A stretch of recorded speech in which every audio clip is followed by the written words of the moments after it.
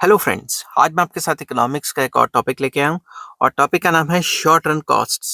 Short run के अंदर traditional theory के अंदर कॉस्ट कर्व्स कैसी होती हैं, क्या होती है, उनका मीनिंग, टेबल एंड डायग्राम हम डिस्कस करेंगे। तो इस वीडियो में थोड़ी सी लंबी होने वाली है। इस वीडियो में सबसे पहले मैं डिस्कस करूंगा टोटल कॉस्ट क्या होता है, फिर total fixed cost, total variable cost क्या होती हैं, फिर बाद में मैं डिस्कस करूंगा एवरेज कॉस्ट के अंदर average fixed cost, average variable cost क्या होती हैं, और लास्ट में मैं डिस्कस करूंगा मार्जिनल कॉस्ट क्या होती है। तो ये वीडियो अपने आप में थोड़ी सी लंबी होने वाली है, मगर आपका काफी टॉपिक ये कवर कर देगी अगर आप नंबर वाइज देखेंगे तो। ठीक है, अगर आप बीच बीच में स्किप कर करके देखते हैं तो आपको इतने अच्छे से समझ नहीं आएगी। तो चलिए अब डिस्कस करते हैं कि शॉर्ट रन के अंदर various types of average cost क्या आ जाती है। ठीक है, तो सबसे पहले आ जाता है टोटल कॉस्ट। टोटल कॉस्ट को शॉर्ट फॉर्म में हम टीसीबी लिख देते हैं, टीबी कैपिटल सीबी कैपिटल। ठीक है, total cost refers to the total obligations incurred by the firm in producing a given quantity of output. एक गिवन लेवल ऑफ आउटपुट या गिवन क्वांटिटी ऑफ आउटपुट को बनाने में कंपनी का total कितना खर्चा हो गया, उसे टोटल कॉस्ट कहा जाता है।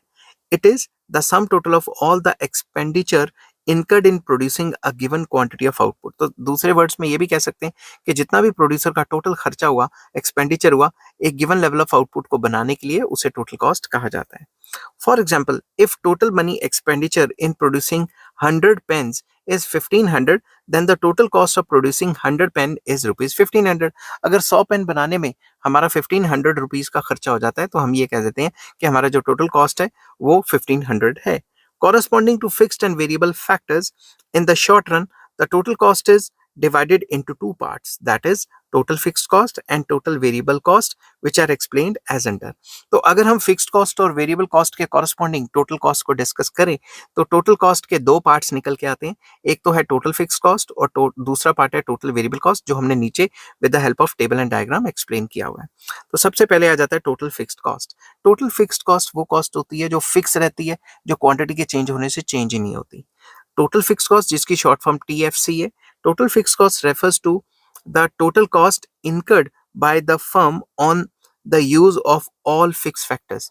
जो फिक्स फैक्टर्स को इस्तेमाल करके जो भी हमें कॉस्टिंग लगी है उसे टोटल फिक्स्ड कॉस्ट कहा जाता है। मेरे घर के बाहर जो है वो जो डॉग्स हैं, ऑब्लिक जो कुत्ते हैं, उन्होंने भौंकना शुरू कर दिया है और मुझे लगता है कि ये कोई बड़ी वजह नहीं होनी चाहिए कि मैं आपको पढ़ाना बंद कर दूं।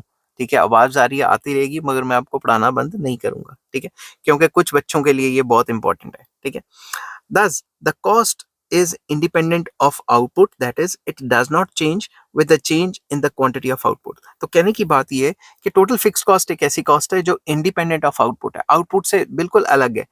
आउटपुट ज्यादा हो कम हो, टोटल फिक्स कॉस्ट को कोई फर्क नहीं पड़ता। टोटल फिक्स कॉस्ट क्वांटिटी के चेंज होने से चेंज नहीं होती। एग्जाम्पल के तौर पे मैंने यहाँ टेबल बनाया हुआ है, क्वांटिटी और टीएफसी मतलब total fix cost. Quantity zero होगी तब भी टोटल फिक्स कॉस्ट उतनी होगी, क्वांटिटी बढ़ा रहे हो तब भी टोटल फिक्स कॉस्ट उतनी होगी। तो क्वांटिटी के चेंज होने से टोटल फिक्स कॉस्ट चेंज नहीं होती। It remains constant regardless of the quantity of output produced. कितनी भी आप आउटपुट प्रोड्यूस कर लो, उससे जो टोटल फिक्स कॉस्ट है उसको कोई फर्क नहीं पड़ता। Fix cost include the interest on the capital invested, rent, insurance premium, property tax, wages and salaries of permanent employees etcetera. तो बताया गया कि फिक्स्ड कॉस्ट में जो भी आपने कैपिटल इन्वेस्ट की है, वो अगर लोन वगैरह की कैपिटल है तो जो भी आपने उसका इंटरेस्ट देना है वो फिक्स्ड कैपिटल होगी।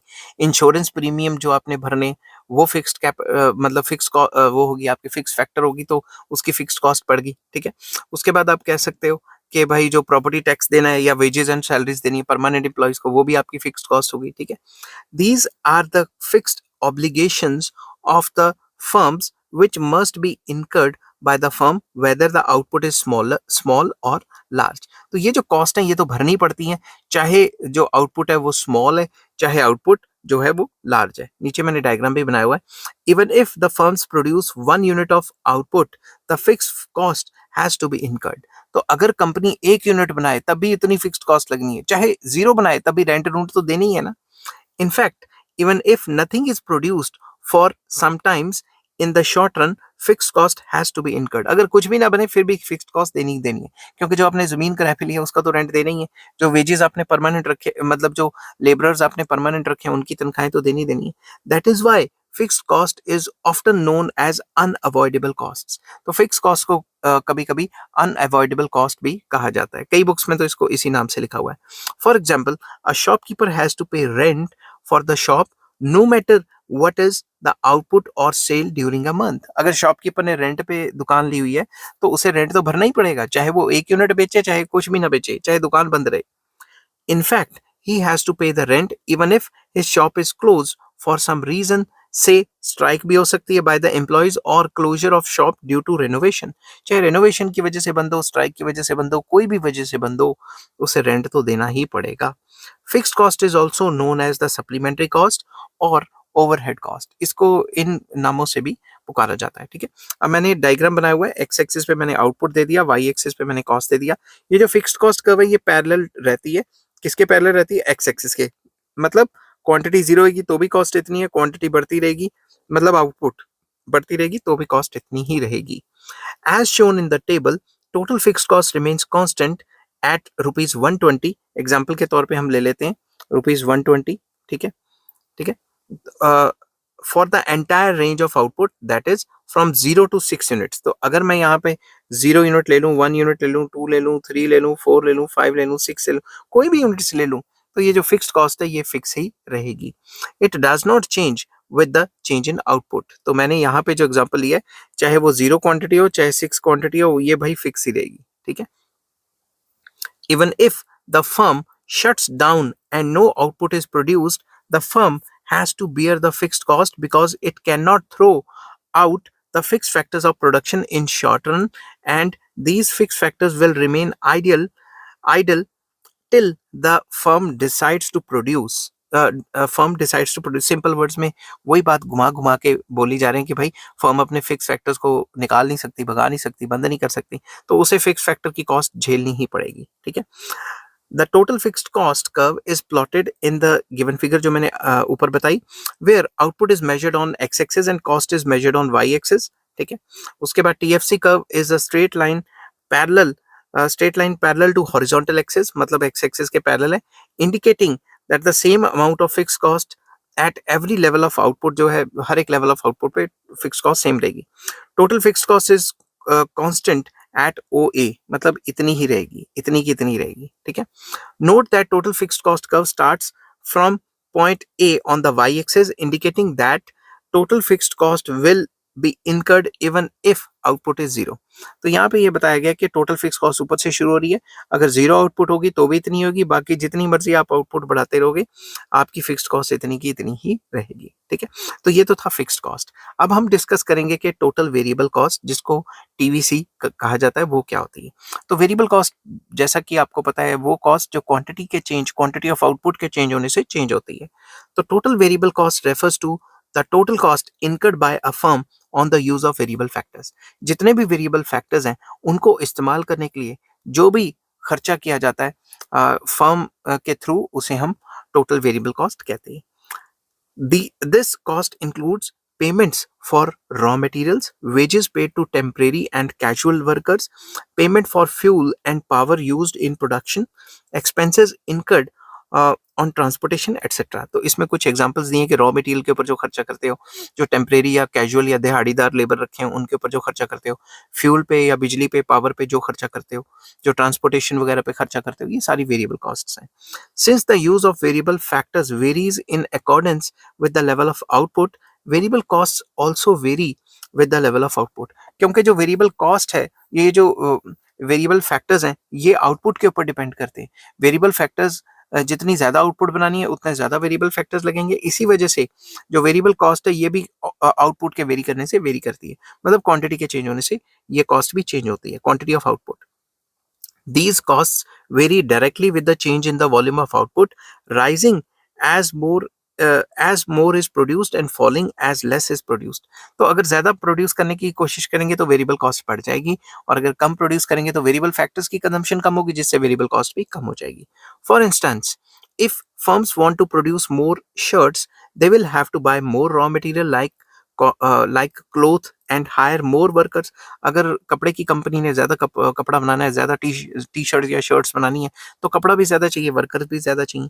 Since these costs change with the change in volume of output, they are called variable cost. क्योंकि ये कॉस्ट जो है आउटपुट के चेंज होने से चेंज हो रही है, इस वजह से इसको वेरिएबल कॉस्ट कहा गया है. Variable cost is not incurred if anything is produced for some reason.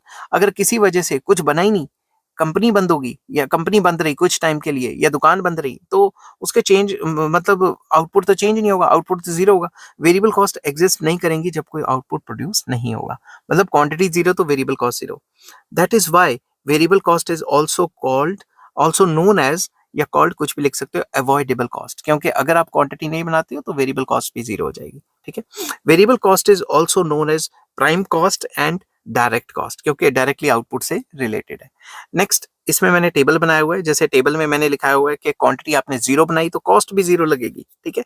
जैसे जैसे क्वांटिटी इंक्रीज कर रहे हो टोटल वेरिएबल कॉस्ट भी इंक्रीज हो रहा है। बट आपको यहाँ पे एक चीज याद रखनी है कि जो टोटल वेरिएबल कॉस्ट है वो शुरू शुरू में डिमिनिशिंग रेट से बढ़ता है और बाद में इंक्रीजिंग रेट से बढ़ता है। ऐसा क्यों होता है?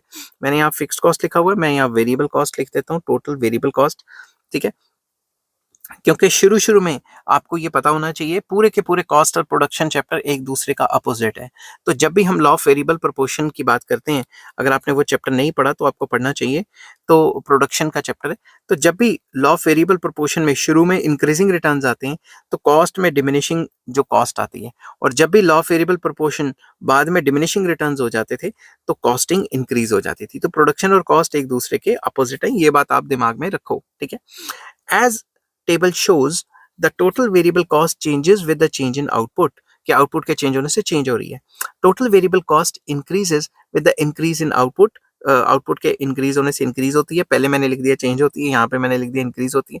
अब लॉन्ग क्वेश्चन के लिए अगर थोड़ी लाइनें बढ़ाओगे, इंग्लिश का हेर फेर करोगे तभी पेज भरेंगे ना। But the rate of increase in total variable cost is different at different levels of output. But जो टोटल वेरिएबल कॉस्ट के इंक्रीज होने का जो स्पीड है, रेट है, वो अलग अलग आउटपुट पे अलग अलग है। As shown in the table, total variable cost initially increases at diminishing rate या decreasing rate as total output increases up to 3 units, and subsequently it increases at increasing rate with the increase in output from 4th unit onwards। Third unit तक तो ये भाई diminishing rate से बढ़ी total cost, total variable cost. उसके बाद total variable cost ने increasing rate से बढ़ना शुरू कर दिया। अब ये क्या होता है, जैसे देखो 40 से बढ़ी, 40 के बाद ये कितने से बढ़ी, 40 से 76 हुई है तो 36 पॉइंट से बढ़ी, और यहाँ कितने से बढ़ी, 100 पहुंची तो ये 24 और 2 26 से बढ़ी। बट फोर्थ यूनिट से 26 के बाद फिर से ये 34 से बढ़ी। ऐसे ऐसे करके इसने अपनी बढ़ने की स्पीड बढ़ा ली। ठीक है। The same fact is shown in the figure में भी ये दिखाया जा रहा है। The total variable cost curve is positively sloping curve showing that as the output increases total variable cost increases। ये पॉजिटिव स्लोप है जो बता रही है कि जैसे जैसे नीचे आउटपुट बढ़ेगी वैसे वैसे कॉस्ट भी बढ़ेगी। But the rate of increase in total variable cost is not same throughout, it increases at increasing rate first and then at मैं उल्टा बोल गया, it increases at decreasing rate या diminishing rate first of all and then at increasing rate. तो यहाँ तक बताया कि भाई ये ए पॉइंट तक तो डिक्रीजिंग या डिमिनिशिंग रेट से बढ़ती है, और ए पॉइंट के बाद ओके आउटपुट के बाद ये इंक्रीजिंग रेट से बढ़ जाती है। Total variable cost curve is concave downward up to point या up to OQ level of output या अप टू पॉइंट ए। ठीक है। indicating that the total variable cost increases at decreasing rate initially and subsequently beyond output जो okay हुआ है, मैंने बताया था ओके आउटपुट के बियॉन्ड अगर आगे हम चलेंगे तो ये टीवीसी इंक्रीजिंग रेट से बढ़ती है। It is concave upward indicating that the total variable cost increases at increasing rate. अब पंगा आ जाता है कि why does total variable cost increases at decreasing rate initially and at increasing rate subsequently as the level of output increase. अब इसका भी answer मैंने लिख के दिया हुआ है और पहले मैंने आपको बोल के भी बता दिया था। This follows directly from the law of variable proportions। ये directly law of variable proportion से निकला है। Keep in mind that productivity and costs are two sides of the same coin। ये जो productivity और cost है, production and cost है, ये एक ही सिक्के के दो पहलू हैं, मतलब एक दूसरे के उल्टे हैं। Higher productivity implies lower cost and vice versa. अगर प्रोडक्टिविटी या प्रोडक्शन हाई रहेगी, इंक्रीजिंग रेट से बढ़ेगी तो कॉस्ट लो चली जाएंगी, और अगर टोटल प्रोडक्शन डिमिनिशिंग रेट से बढ़ेंगी तो कॉस्ट है वो बढ़ जाएगी। Total variable cost increases at diminishing rate due to increasing returns in the variable inputs arising from the fuller utilization of fixed factors and specialization। अगर fixed factors का fuller utilization या फिर जो specialization है उनकी वजह से, जो फैक्टर्स है उसकी स्पेशलाइजेशन की वजह से प्रोडक्शन इंक्रीजिंग रेट से बढ़ती है शुरुआत में, जैसा कि लॉ ऑफ वेरिएबल प्रोपोर्शन बताता है, तो जो कॉस्ट है वो डिमिनिशिंग रेट से बढ़ेगी। समझ गई बात? It increases at increasing rate due to diminishing returns to the variable inputs arising from the difficulty of management and overutilization of fixed factors। तो लॉ ऑफ वेरिएबल प्रोपोर्शन में बाद में हम देखते थे कि जैसे ही पॉइंट ऑफ इन्फ्लेक्शन के बाद डिमिनिशिंग रिटर्न्स आ जाते हैं, तब जो डिमिनिशिंग रिटर्न्स आ जाते हैं तो फैक्टर्स की यूटिलाइजेशन, फिक्स फैक्टर्स को अच्छी तरह से यूटिलाइजेशन नहीं होती और मैनेजमेंट को कंट्रोल करना डिफिकल्ट हो जाता है। इस वजह से डिमिनिशिंग रिटर्न्स आते थे और डिमिनिशिंग रिटर्न्स आने की वजह से कॉस्ट जो है इंक्रीजिंग हो जाती थी। The total cost is the, अब टोटल कॉस्ट पे आ जाते हैं। The total cost is the cost incurred on all types of inputs, fixed as well as variable inputs incurred in producing a given amount of output। अब ये जो total cost है उसमें fix cost भी आ जाती है, उसमें वेरिएबल कॉस्ट भी आ जाती है, ठीक है ना। The cost of fix factors in the total is the total fix cost and and that of variable factors is total variable cost. जो फिक्स फैक्टर्स के ऊपर कॉस्ट लगती थी उसे टोटल फिक्स कॉस्ट कहा जाता है और जो वेरिएबल फैक्टर्स के ऊपर कॉस्ट लगती है उसे टोटल वेरिएबल कॉस्ट कहा जाता है। Thus the total cost is the sum of total fixed cost and total variable cost at each level of output। हर एक लेवल ऑफ आउटपुट पे जो टोटल कॉस्ट होती है वो टोटल फिक्स्ड कॉस्ट और टोटल वेरिएबल कॉस्ट के बराबर होती है। अब इसको भी थोड़ा सा एक्सप्लेन कर देते हैं टेबल एंड डायग्राम से। Since total cost and total variable cost, फिर से पढ़ता हूँ, since total cost has total variable cost as one of its components which varies with change in output, the total cost will also change directly with the change in output। Simple words में जैसे जैसे total variable cost change होती है वैसे वैसे ही total cost भी change होती है। क्यों? क्योंकि फिक्स्ड कॉस्ट तो फिक्स है ना। अब ये जो फिक्स कॉस्ट है वो तो फिक्स ही रहेगी, वेरिएबल कॉस्ट के चेंज होने से ही टोटल कॉस्ट में चेंजेस आते हैं। क्योंकि टोटल कॉस्ट में अगर हम ये जो टोटल कॉस्ट है ये वाली शुरू में डिमिनिशिंग रेट से बढ़ रही है और बाद में इंक्रीजिंग रेट से बढ़ रही है, अगर इसके अंदर हम ये फिक्स्ड कॉस्ट डालें तो ये कब उतनी ऊपर रहेगी जितनी फिक्स्ड कॉस्ट होती है। तो सिंपल वर्ड्स में इनमें जो गैप होगा वो टोटल फिक्स्ड कॉस्ट ही दिखाता है।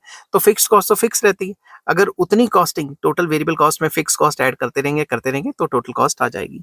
Also since total fixed cost by definition remains constant, the change in total cost are entirely due to changes in या change in total variable cost। क्योंकि fixed cost तो fix ही रहती है तो जितना भी जो वेरिएबल कॉस्ट में चेंजेस आएंगे उसी हिसाब से टोटल कॉस्ट में चेंजेस आएंगे। It can be explained with the help of table and diagram. इसको हम टेबल एंड डायग्राम से एक्सप्लेन कर सकते हैं। मैंने फर्स्ट कॉलम में आपको क्वांटिटी दे दी 0 से 6 तक, फिर टोटल फिक्स कॉस्ट दे दिया जो फिक्स ही रहता है 120, फिर वेरिएबल कॉस्ट दे दिया जो मैंने पिछले टेबल में बनाया था। अब टोटल कॉस्ट क्या होता है? Fix cost plus variable cost, तो 120 प्लस 0 इज 120, 120 प्लस 40 इज 160। ऐसे करते करते सारी टोटल कॉस्ट निकल जाएगी। तो आप देख रहे होंगे कि टोटल कॉस्ट शुरू में डिमिनिशिंग रेट से बढ़ती है क्योंकि ये भी डिमिनिशिंग रेट से बढ़ रही है वेरिएबल कॉस्ट। जैसे ये इंक्रीजिंग रेट करती है वैसे ये भी इंक्रीजिंग रेट से बढ़ जाती है, ठीक है। अब इसको थोड़ा सा एक्सप्लेन करेंगे। Total cost is the sum of total fixed cost and total variable cost. Total cost varies directly with increase in output because of the increase in total variable cost with the increase in output। तो total cost जो है output के change होने से change होती है क्योंकि total variable cost output के चेंज होने से चेंज होती है। फिक्स कॉस्ट में तो कोई चेंज नहीं आता। समझ की बात? Total cost is obtained by adding up vertically the total fixed cost and total variable cost because total cost is the sum of total fixed cost at every level of output. मतलब मान लो मैंने ये level of output की बात कर रहा हूँ, मैं ये लेवल ऑफ आउटपुट की बात कर रहा हूँ, तो ये जो टोटल कॉस्ट है ये पूरी की पूरी वो किसको मिला के बनी है? इस लेवल पे ये टोटल कॉस्ट, इसको मतलब टोटल वेरिएबल कॉस्ट, इसके अंदर ये जो टोटल फिक्स्ड कॉस्ट का पार्ट है इसको मिलाएंगे तो ये बनेगी। समझ की बात? तो वर्टिकल एडिशन या वर्टिकल समेशन कह सकते हो आप इसको। Since constant fixed cost is added to total variable cost, the shape of total cost is the same as that of total variable cost. तो टोटल कॉस्ट की जो शेप होगी वो वैसी होगी जो टोटल वेरिएबल कॉस्ट की है, बस उसमें डिफरेंस ये होगा कि वो थोड़ी ऊपर रहेगी। कितनी ऊपर रहेगी टोटल वेरिएबल कॉस्ट से वो टोटल फिक्स्ड कॉस्ट बताएगा, ठीक है। This means that the slopes of total cost and total variable cost is identical। slope ढलाने सेम है। in other words total cost and total variable cost are always parallel to each other क्योंकि fixed cost तो fix ही रहती है हमेशा। note that the total cost curve originates not from point of origin O but from point A, because at zero level of output total cost equals total fixed cost, since total variable cost is zero when output is zero. तो ये भी आपको याद रखना है कि ये जो टोटल कॉस्ट है ये वहां से शुरू होती है जहां से टोटल फिक्स्ड कॉस्ट होती है, क्योंकि जीरो क्वांटिटी ऑफ आउटपुट पे फिक्स्ड कॉस्ट कुछ ना कुछ तो होएगी, और वेरिएबल कॉस्ट क्या है उस क्वांटिटी पे, जीरो। तो at zero level of output जो टोटल फिक्स्ड कॉस्ट है और जो टोटल कॉस्ट है वो बराबर रहती है, ठीक है। Thus, the total variable cost curve from uh, starts from the origin, while total cost curve starts at a point where total fixed cost curve intersects the vertical axis या starting point of TVC. तो वही है कि total variable cost point of origin से शुरू होती है, क्योंकि जब क्वांटिटी जीरो है तो ये जीरो होगी, मगर दूसरी तरफ जो टोटल कॉस्ट है वो ऊपर से शुरू होगी जहां से टोटल फिक्स्ड कॉस्ट कर्व शुरू होती है। Vertical distance between the total cost and total variable cost curves are equal because total fixed cost तो fixed रहती है, and since total fixed cost is constant, vertical distance between the total variable cost and total cost is same at all level of output। ये वही बात दोबारा दोबारा, like total variable cost, total cost increases at decreasing rate first of all and then at a increasing rate। ठीक है, मैंने वही बात बता दी कि टोटल कॉस्ट शुरू में इंक्रीज होती है एट डिक्रीजिंग रेट या डिमिनिशिंग रेट। शुरुआत में यहां से बता देता हूँ, शुरुआत में वही डिमिनिशिंग रेट रहता है क्योंकि ये भी डिमिनिशिंग रेट या डिक्रीजिंग रेट है। बाद में जैसे ये इंक्रीजिंग रेट बढ़ती है ये भी इंक्रीजिंग रेट बढ़ जाती है। समझ की बात? तो इसी को एक्सप्लेन किया गया है। Hence the total cost curve is initially concave downwards. Total cost शुरू में जो डाउनवर्ड कनकेव रह जाती है and subsequently it is concave upward, फिर वो अपवर्ड की तरफ मुड़ जाती है, ठीक है, कनकेव हो जाती है। This behaviour of total cost curve follows directly from the law of variable proportion. तो ये जो कर्व है इस टाइप की जो बनी हुई है ये लॉ ऑफ वेरिएबल प्रोपोर्शन की वजह से है, ठीक है। तो ये तो था पूरा का पूरा टोटल कॉस्ट। अब मैं डिस्कस करूंगा कि एवरेज कॉस्ट क्या होता है और इसके average fixed cost and average variable cost with the help of table and diagram इसको एक्सप्लेन करेंगे, ठीक है। Though the total cost is very important, per unit cost is even more important and useful in terms of the theory of price determination। हमें पता है कि total cost तो important है, मगर जब भी हम theory of price and output determination की बात कर रहे हैं तो टोटल कॉस्ट की बजाय एवरेज कॉस्ट को ज्यादा कंसीडर करते हैं। Average cost is the cost per unit of output. एक यूनिट ऑफ आउटपुट को बनाने के लिए जितना भी खर्चा हुआ प्रोड्यूसर ने खर्चा किया उसे एवरेज कॉस्ट कहा जाता है। Average cost is simply the total cost divided by the number of units produced। कि टोटल कॉस्ट को अगर डिवाइड कर दें जितना भी आपने सामान बनाया है तो पता लग जाएगा एक यूनिट बनाने में कितना खर्चा आया। Corresponding to three types of total cost in the short run, जो टोटल कॉस्ट भी हो सकती है, जो फिक्स कॉस्ट और वेरिएबल कॉस्ट भी हो सकती है। There are three types of average cost in short run, that is average fixed cost, average variable cost and average total cost, जिसको एवरेज कॉस्ट भी कहा जाता है। समझ की बात? तो सबसे पहले मैं डिस्कस करूंगा एवरेज फिक्स्ड कॉस्ट क्या होती है। एवरेज फिक्स्ड कॉस्ट होती है कि एक यूनिट को बनाने के लिए कितना फिक्स्ड कॉस्ट का खर्चा हुआ, ठीक है। Average fixed cost is the per unit cost of fix factors, कि फिक्स एक यूनिट बनाने में फिक्स्ड फैक्टर्स कितने लगे, कितना खर्चा हुआ फिक्स फैक्टर्स का, ठीक है।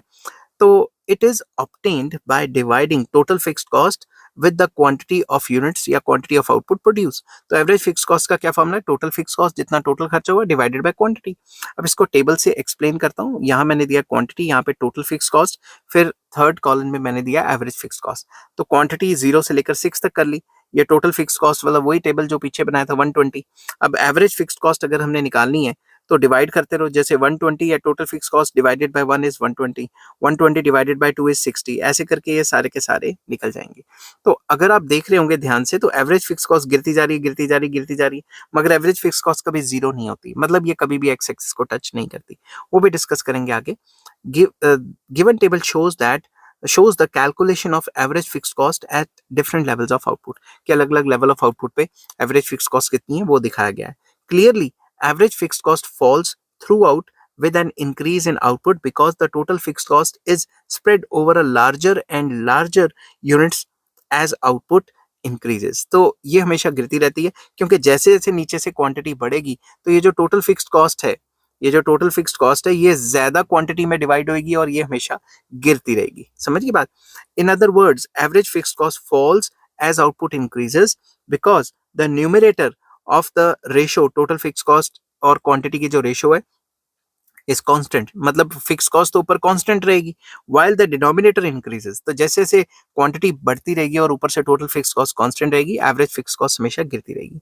Yet as long as there is some fixed cost the average fix cost can't be zero. तो जब तक कुछ ना कुछ फिक्स कॉस्ट तो रहेगी, चाहे क्वांटिटी करोड़ों में हो, तो ये जो एवरेज फिक्स कॉस्ट है कभी जीरो नहीं हो सकती, 0.00 समथिंग हो सकती है, जीरो नहीं हो सकती। ठीक है, उसके बाद डायग्राम जैसा कि मैंने बनाया, यहाँ पे क्वांटिटी ऑफ आउटपुट दे दी और वाई एक्सिस पे कॉस्ट दे दी, तो बताया कि ये हमेशा गिरती रहती है, मगर ये कभी जीरो नहीं होती या एक्स एक्सिस पे टच नहीं होती।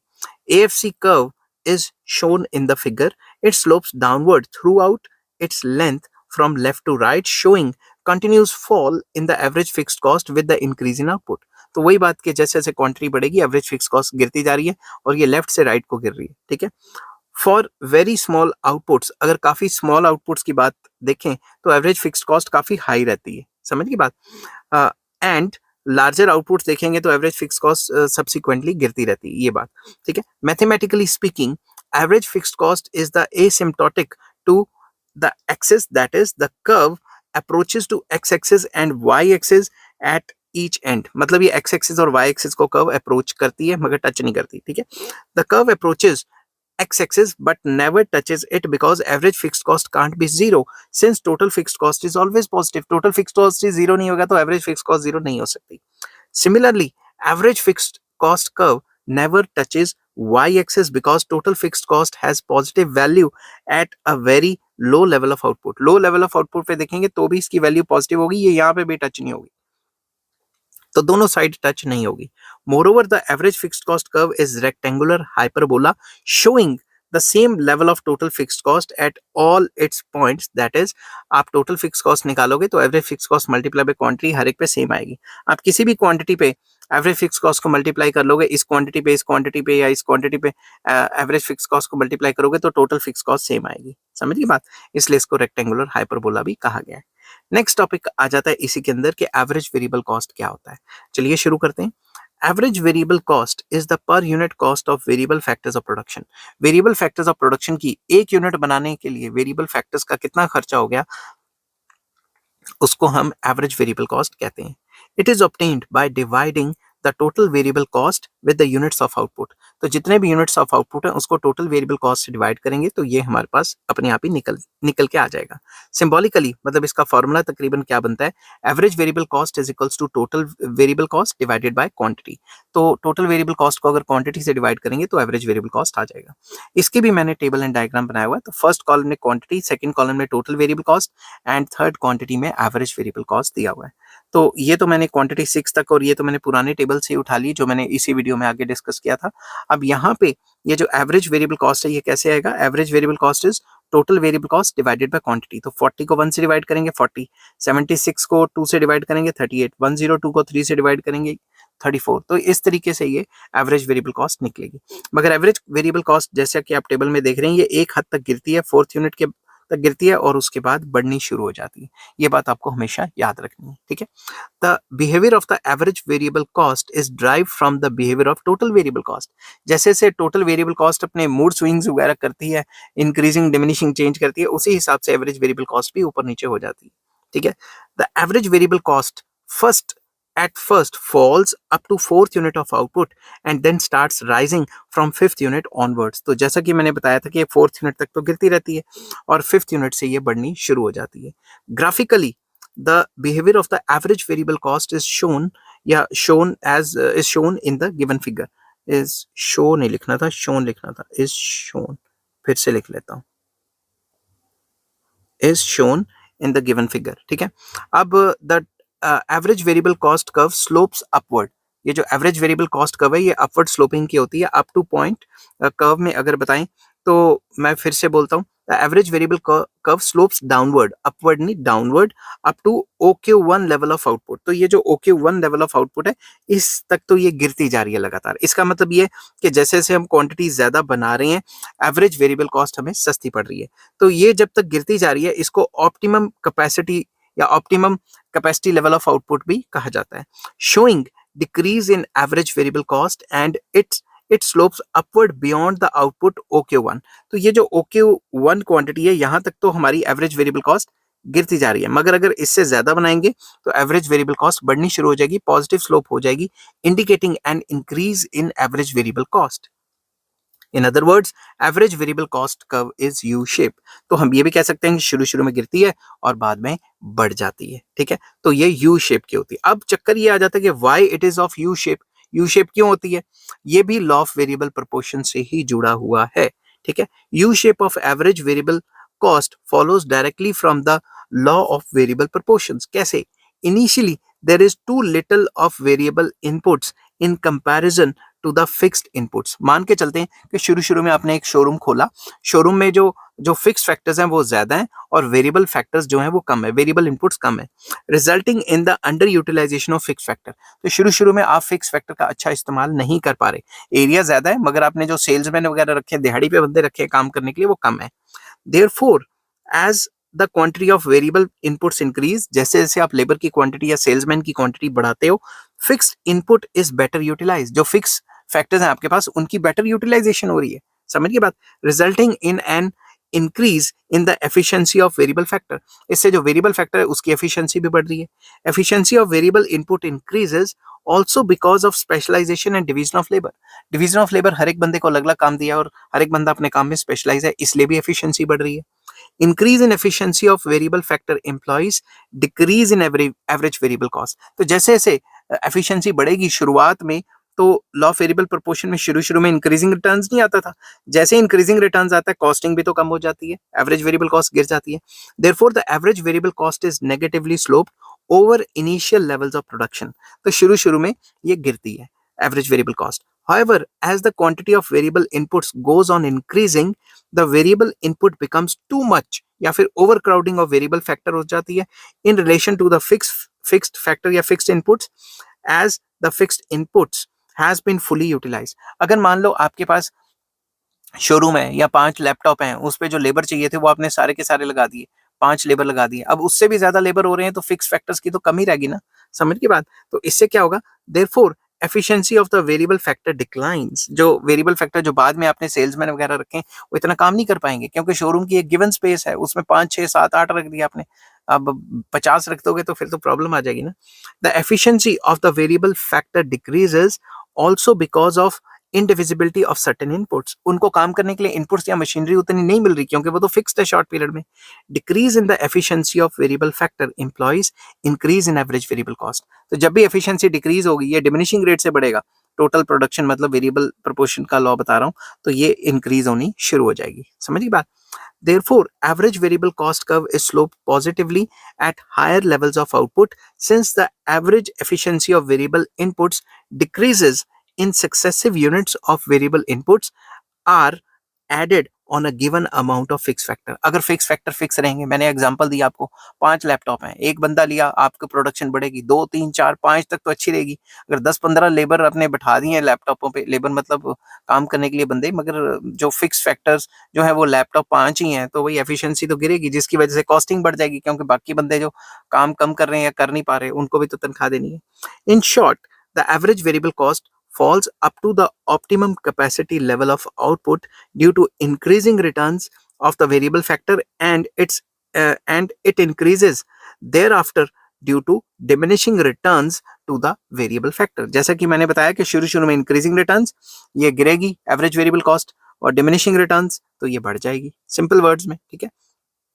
अब आ जाता है एवरेज कॉस्ट, या फिर इसको बुक्स में लिखा होता है एवरेज टोटल कॉस्ट, मतलब एवरेज फिक्स्ड कॉस्ट और एवरेज वेरिएबल कॉस्ट को मिला के जो होता है, ठीक है। तो शॉर्ट पीरियड में एवरेज कॉस्ट और average total cost is the per unit cost of both fixed and variable factors of production. तो एवरेज कॉस्ट या एवरेज टोटल कॉस्ट होता है कि पर यूनिट कितने का पड़ा, उस पर यूनिट में फिक्स्ड कॉस्ट भी आ जाती है और वेरिएबल कॉस्ट भी आ जाती है। It is obtained by dividing total cost by the total units of output. तो टोटल कॉस्ट को अगर जितने भी आपने माल बनाया है उससे डिवाइड कर दें तो एवरेज कॉस्ट या एवरेज टोटल कॉस्ट आ जाएगी, एक ही बात है ये, ठीक है। तो कंफ्यूज होने की जरूरत नहीं है। Since the total cost is the sum of total fixed cost and total variable cost, average total cost या average cost can also be obtained as the sum of average fixed cost and average variable cost। जहाँ की हमें पता है कि average cost क्या होता है, total cost divided by quantity। तो average cost को हम, ये जो total cost है ये total fixed cost and total variable cost को मिला के बनाए, समझ गई बात? तो ये जो नीचे क्वांटिटी है ये दोनों के नीचे आ रही है, तो मैं इसको अलग अलग भी कर सकता हूँ, क्योंकि ये एवरेज फिक्स्ड कॉस्ट हो गया, ये एवरेज वेरिएबल कॉस्ट हो गया। तो average cost average fixed cost और एवरेज वेरिएबल कॉस्ट के बराबर होता है। समझ गई बात? तो इसका मैंने एक टेबल बनाया हुआ है।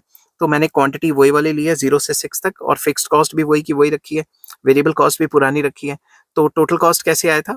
टोटल कॉस्ट कैसे आया था मैं अभी आपको बताता हूँ। Total cost plus total variable cost, जैसे 120 प्लस 60 ये हो गया 120 प्लस 40 160, और 120 प्लस 76 196, ऐसे ऐसे करके मैंने टोटल टोटल कर करके टोटल ये निकाल दी। ठीक है, अब अगर आप देखोगे इसके अंदर, तो एवरेज फिक्स्ड कॉस्ट कैसे निकली? एवरेज फिक्स्ड कॉस्ट क्या होता है, मैं यहाँ पे लिख रहा हूँ कि average fixed cost it is equals to total fixed cost divided by quantity. तो अगर आप ध्यान से देखोगे कि टोटल फिक्स्ड कॉस्ट है 120 divided by 1 is 120।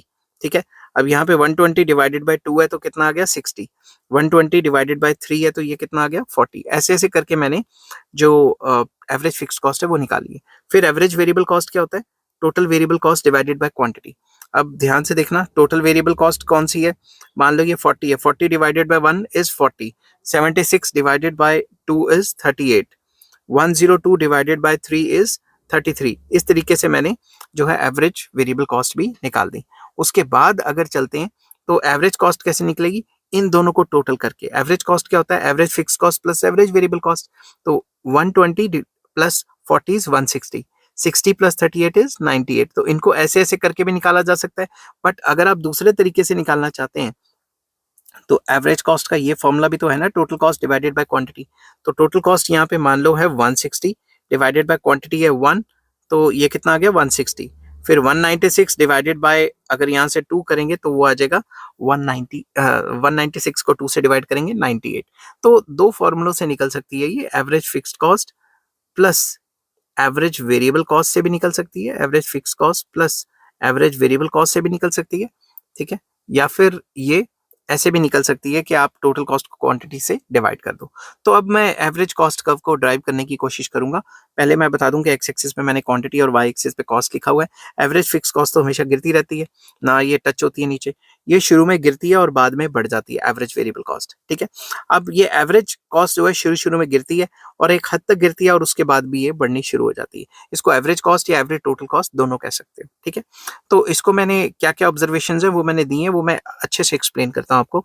Geometrically average cost और average total cost curve can be obtained by adding average fix cost and average variable cost. Average fixed और एवरेज वेरिएबल को ऐड करोगे तो ही बनेगी।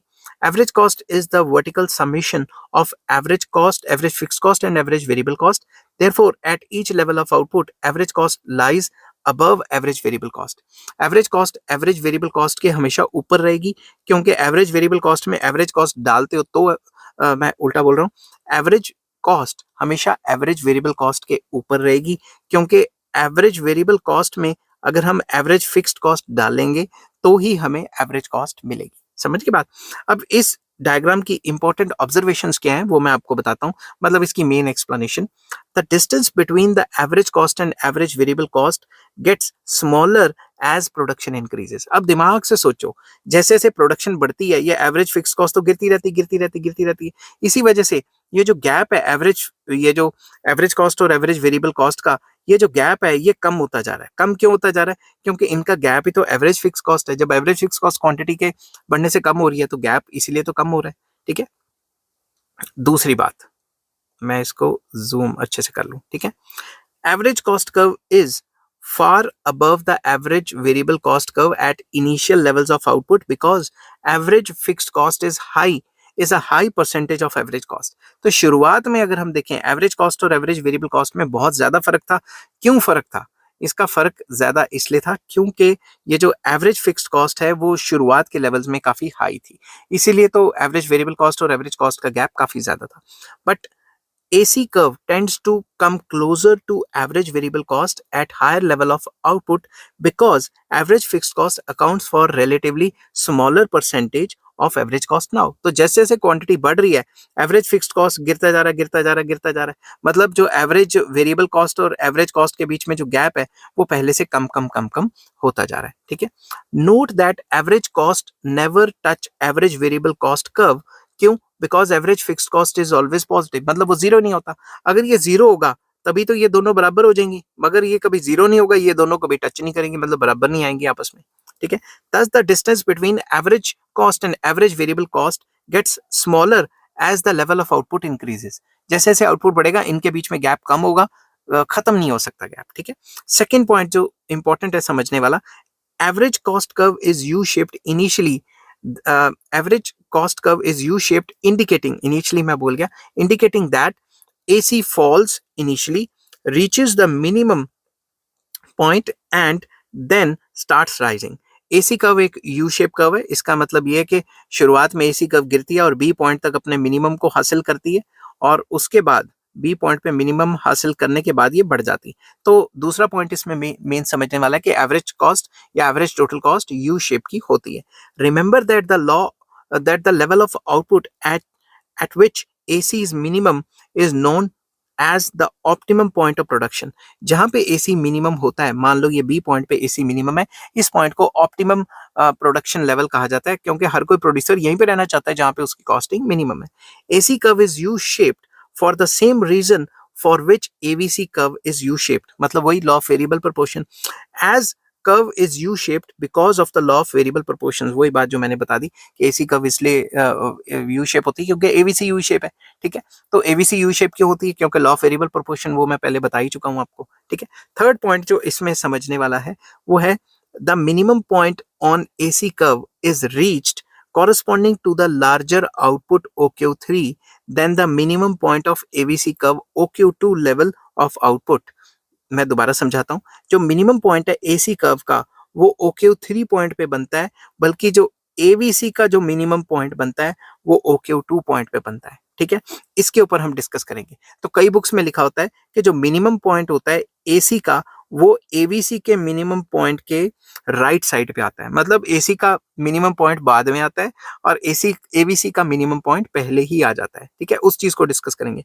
इन other words, minimum point of AC curve जो कि B point पे था, जो मैंने आपको बताया, यहाँ पे मैंने फिर से वो कॉपी पेस्ट कर दिया ताकि ऊपर नीचे ना करना पड़े, lies to the right of the minimum point of AVC curve जो कि पॉइंट ए पे है, ठीक है।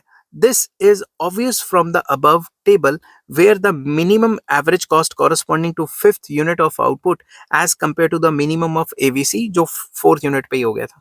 तो टेबल में भी देखें तो फोर्थ यूनिट पे एवीसी जो है उसका मिनिमम हो गया था, ठीक है, मगर फिफ्थ यूनिट पे जो है एसी का मिनिमम हो गया था। तो एसी का मिनिमम पॉइंट एवीसी के मिनिमम पॉइंट के बाद में आता है या डायग्रामेटिकली राइट साइड पे होता है, ठीक है। In the given figure up to point OQ, अगर मैं OQ2 की बात करूं, the level of output OQ2 level of output both AVC and AC are falling. जब OQ2 लेवल ऑफ आउटपुट की बात करें, एवीसी और एसी दोनों के दोनों गिर रहे हैं, जिसकी वजह से नेट रिजल्ट क्या है भाई, एसी अभी भी गिर रहा है। Therefore AC which is AFC plus AVC दोनों को मिला के बनता है is also falling, दोनों गिर रहे हैं। Hence AC curve also slopes downward। जब दोनों में ही OQ2 आउटपुट लेवल की वजह से दोनों में गिरावट आ रही है तो भाई AC भी गिर गई, समझ की बात। Now within OQ2 and OQ3 range of output the AVC is rising whereas AFC continues to fall। अगर मैं इन दोनों लेवल ऑफ आउटपुट की बात करूं बीच में, भाई AFC तो गिरता जा रहा है मगर AVC ने बढ़ना शुरू कर दिया है, ठीक है। But the fall in AVC outweighs the rise in AVC. मैं दोबारा बोलता हूं, but the fall in AFC, मैं एवीसी बोल गया हूँ मुंह से, जो एएफसी के गिरने की स्पीड है वो काफी ज्यादा है और एवीसी के बढ़ने की स्पीड कम है। इस वजह से नेट रिजल्ट ये आता है कि एसी भी गिरता है, क्योंकि अभी इसकी गिरने की स्पीड ज्यादा है और इसके बढ़ने की स्पीड कम है, समझ की बात। Therefore with in Q2 Q3 range, इस रेंज के बीच में AC still falling and AC curve continues to be negatively sloped till it reaches its minimum point B।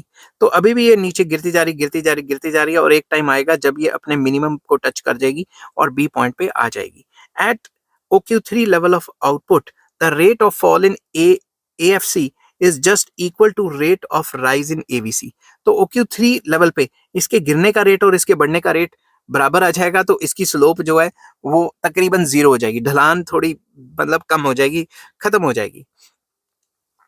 B point की बात कर रहा था, ठीक है।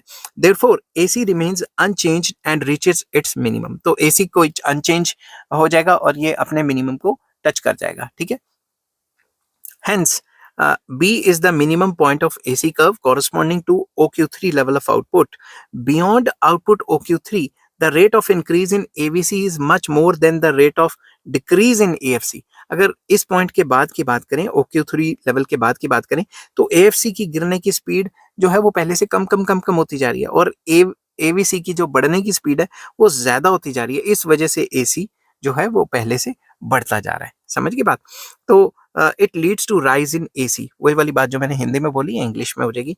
As a result AC curve is positively sloping beyond OQ3 level of output. I hope ये चीजें अब आपकी समझ आ गई होंगी. ठीक है, और अगर आपको ये समझ आ गई तो बहुत अच्छी बात है. तो अब हम डिस्कस करेंगे, थर्ड पॉइंट आ जाता है मार्जिनल कॉस्ट का. तो मार्जिनल कॉस्ट क्या होता है वो डिस्कस करेंगे, इसका table diagram. The concept of marginal cost is very fundamental in the price and output determination. आपको पता है ना, अगर आपने आगे प्राइस एंड आउटपुट करनी है तो मार्जिनल कॉस्ट और marginal revenue, MC is equal to MR, MC cuts MR from below, ये कंडीशंस आती हैं. तो मार्जिनल कॉस्ट समझना बहुत इंपॉर्टेंट है. Marginal cost is the addition to total cost as one more unit of output is produced. एक ज्यादा unit of output को प्रोड्यूस करने के लिए आपने टोटल कॉस्ट में कितना एडिशन किया, उसे मार्जिनल कॉस्ट कहा जाता है. तो marginal cost of N is equals to total cost of N minus total cost of N minus 1, या फिर marginal cost is change in total cost as a result of change in quantity. इसको table और diagram से कैसे explain करते हैं वो मैंने बताया हुआ है. क्वांटिटी वही वाली मैंने पीछे से कॉपी पेस्ट कर ली थी, 0 से 6 तक. टोटल फिक्स कॉस्ट भी फिक्स रहती है, वेरिएबल कॉस्ट भी चेंज होती है. मैंने यहाँ फिक्स कॉस्ट नहीं बनानी चाहिए थी मगर मैंने जानबूझ के बनाई है. तो अगर फिक्स्ड और वेरिएबल को ऐड करेंगे तभी टोटल कॉस्ट बनेगी. समझ गई बात? अब ध्यान से देखना, मार्जिनल कॉस्ट क्या होता है कि टोटल कॉस्ट में कितना चेंज आया. इससे पहले का हमें डाटा नहीं पता तो हमने डैश लगा दिया. ठीक है, अब यहाँ पे चेंज कितना आया, 40 का. ठीक है, यहाँ पे चेंज कितना आया, 36 का. यहाँ पे चेंज कितना है, तो जो जो चेंज आया है 26 का, यहाँ पे चेंज कितना है 30 का. जो जो चेंज आया है वही मार्जिनल कॉस्ट होता है. मार्जिनल कॉस्ट क्या होता है, टोटल कॉस्ट में कितना चेंज आया. अब अगर आप देखेंगे तो ये up to 4th unit of quantity marginal cost गिरती जा रही है up to OQ level of output.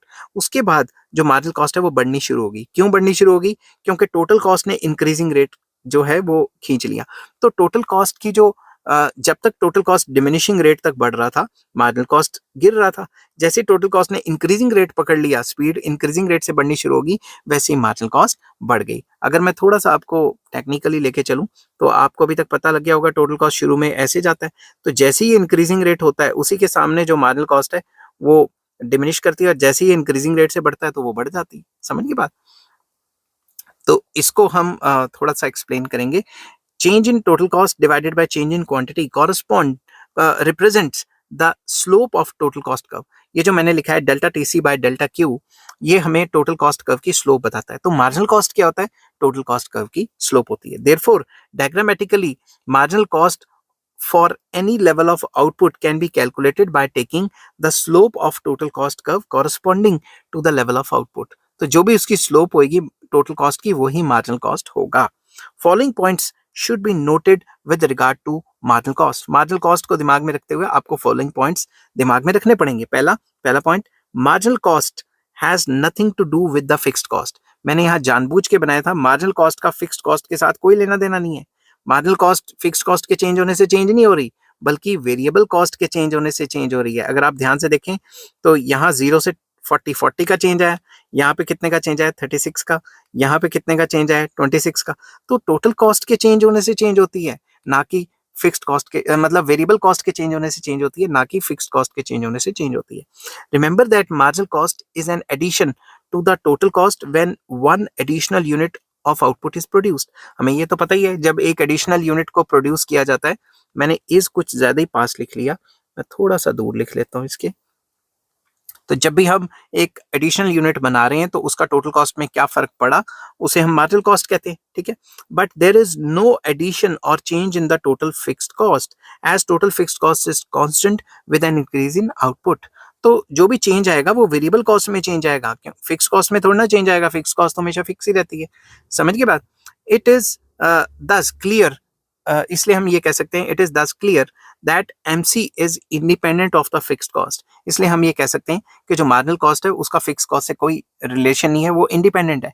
Total fix cost जो मर्जी हो, फिक्स कॉस्ट से उसका कोई लेना देना नहीं है. MC is associated with the variable cost and thereby with the total cost. तो MC total cost से related है या फिर total variable cost से related है, fixed cost से related नहीं है. Secondly, the same marginal cost is associated with total variable cost and total cost, क्योंकि fixed cost से कोई relation नहीं है. Since total cost exceeds the total variable cost by constant amount, the amount of TFC, the addition in total cost for one additional unit of output would be the same as the additional cost of total variable cost. तो simple words में ये कहा गया है कि भाई ये तो फिक्स्ड कॉस्ट होती है, ये वेरिएबल कॉस्ट होती है और ये टोटल कॉस्ट होती है. वेरिएबल कॉस्ट और टोटल कॉस्ट में जो फर्क होता है वो टोटल फिक्स कॉस्ट के बराबर होता है. तो भाई जितना वेरिएबल कॉस्ट में फर्क पड़ रहा है, ठीक है, उतना ही टोटल कॉस्ट में भी फर्क पड़ रहा है. तो जब वेरिएबल कॉस्ट में जो फर्क पड़ता है वही टोटल कॉस्ट में फर्क पड़ता है. तो मार्जिनल कॉस्ट जो है वो वेरिएबल कॉस्ट से निकले या टोटल कॉस्ट से निकले, एक ही बात है. MC curve derived from total variable cost is the same as derived from total cost. चाहे टोटल कॉस्ट से निकाल लो चाहे टोटल वेरिएबल कॉस्ट से निकाल लो, MC वही सेम निकलेगी. थर्ड पॉइंट जो इसमें आ जाता है वो है marginal cost is U shaped. MC curve U shape रहती है. As MC is determined by the total variable cost या variable cost, the behavior of marginal cost is also determined by the variable cost and the law of variable proportions. Simple words में आपको मैंने पहले ये बोला था कि ये जो टोटल वेरिएबल कॉस्ट है ये इस शेप की क्यों होती है, क्योंकि लॉ ऑफ वेरिएबल प्रोपोर्शन शुरू में इंक्रीजिंग रिटर्न्स बाद में डिमिनिशिंग रिटर्न्स. तो जब भी इंक्रीजिंग रिटर्न्स होंगे तो कॉस्ट डिमिनिशिंग रेट से बढ़ेगी और जब भी डिमिनिशिंग रिटर्न्स होंगे प्रोडक्शन में तो कॉस्ट इंक्रीजिंग रेट से बढ़ेगी. तो इसी वजह से अगर हम नीचे चलें तो जब तक ये डिमिनिशिंग रिटर्न्स होगी तब तक कॉस्ट गिरती रहेगी मार्जिनल कॉस्ट, और जैसे ही इंक्रीजिंग रिटर्न्स होगी मार्जिनल कॉस्ट बढ़ जाएगी. समझ की बात. तो ये सारा का सारा खेल वही प्रोडक्शन में ही जाके निकल रहा है. As output increases, marginal cost curve slopes downward up to point OQ. OQ units तक यहाँ पे मैंने बताई हुई है, OQ यूनिट तक गिरती है क्योंकि यहाँ तक total variable cost diminishing rate से बढ़ रहा है, ठीक है, या टोटल कॉस्ट डिमिनिशिंग रेट से बढ़ रहा है. तो it reaches the minimum point at point A and then start sloping upward beyond OQ level of output. उसके बाद बढ़नी शुरू हो जाती है. The U shape of MC curve is because of the law of variable proportions. जैसा कि मैंने अभी बताया, इट इज नेगेटिवली स्लोप्ड मैंने क्यों नहीं लिखा यहाँ पे, चलो लिख देता हूँ. नेगेटिवली स्लोप्ड, कभी कभी स्पीड में लिखते लिखते कोई वर्ड रह जाता है, इसलिए मैं बच्चों को कहता हूँ कि एक बार अगर आपने पेपर कर लिया है तो वो स्पीड इतनी रखें कि एक बार रिवाइज भी कर सकें. It is negatively sloped in the initial stage of production due to increasing returns. शुरू में इंक्रीजिंग रिटर्न्स होते हैं जैसा कि मैंने अभी डायग्राम से समझाया था. इस वजह से ये स्लोप इसकी जो होती है शुरू में नेगेटिवली स्लोप्ड रहती है and is positively sloped thereafter due to diminishing returns या डिक्रीजिंग रिटर्न्स. तो बाद में ये गिर जाती है, ठीक है. नेक्स्ट फोर्थ पॉइंट आ जाता है. It is important to note that total variable cost can be computed as the sum of marginal cost of various units of output. That is, अगर हमने टोटल वेरिएबल कॉस्ट निकालनी है तो जो भी मार्जिनल कॉस्ट है उस सबको ऐड कर देंगे तो हमारे पास टोटल वेरिएबल कॉस्ट निकल जाएगी. इसको मैं न्यूमेरिकल के थ्रू भी एक्सप्लेन करूंगा जो आगे मेरी न्यूमेरिकल्स की वीडियो आने वाली है. तो ये था सारा का सारा शॉर्ट पीरियड में कॉस्ट कर्व्स क्या होती हैं, कैसे कैसे होती हैं. अगर आपको ये वीडियो पसंद आती है तो please like share and subscribe. Video बहुत लंबी होगी है, 52 मिनट्स की होगी, इतनी देर बोलना थोड़ा मुश्किल हो जाता है. तो अगर आपको ये वीडियो पसंद आती है तो please like share and subscribe. और इस चैप्टर के सारे लिंक्स आपको इस वीडियो के डिस्क्रिप्शन में मिल जाएंगे. और नेक्स्ट टॉपिक मैं डिस्कस करूंगा relationship between AC and MC. Till then take care, bye bye.